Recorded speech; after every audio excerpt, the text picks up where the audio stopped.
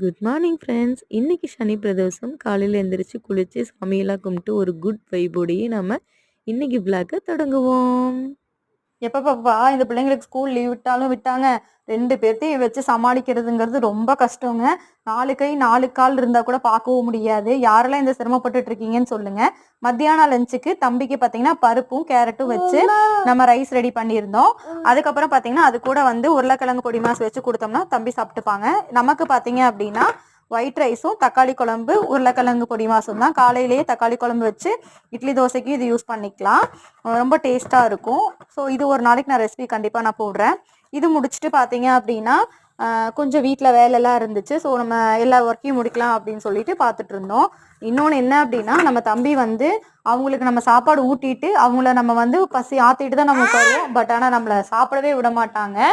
Evening பார்த்தீங்க அப்படின்னா இட்லிக்கு மாவு அரைச்சிருந்த மாவுல இருந்து எடுத்து அரிசி போண்டா கொஞ்சம் போட்டுட்டு கூட வந்து டீ வச்சு ஈவினிங் ஸ்நாக்ஸையும் முடிச்சாச்சு.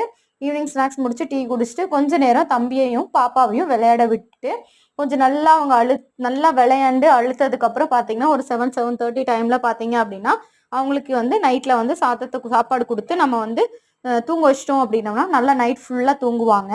நம்ம விளையாட விடாம நம்ம கைக்குள்ளேயே வச்சுக்கிட்டே இருந்தோம் அப்படின்னம்னா அவங்களுக்கு என்ன ஆகும் அப்படின்னா நம்ம குழந்தைங்க வந்து நைன்ட்டே இருப்பாங்க.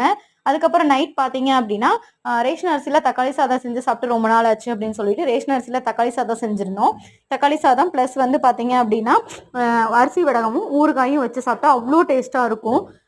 அவ்வளோ டேஸ்ட்டாக இருக்கும். ட்ரை பண்ணி பாருங்கள், கண்டிப்பாக நல்லாயிருக்கும். இன்னைக்கு ரொட்டீன் அவ்வளோதாங்க. Thank you, bye bye.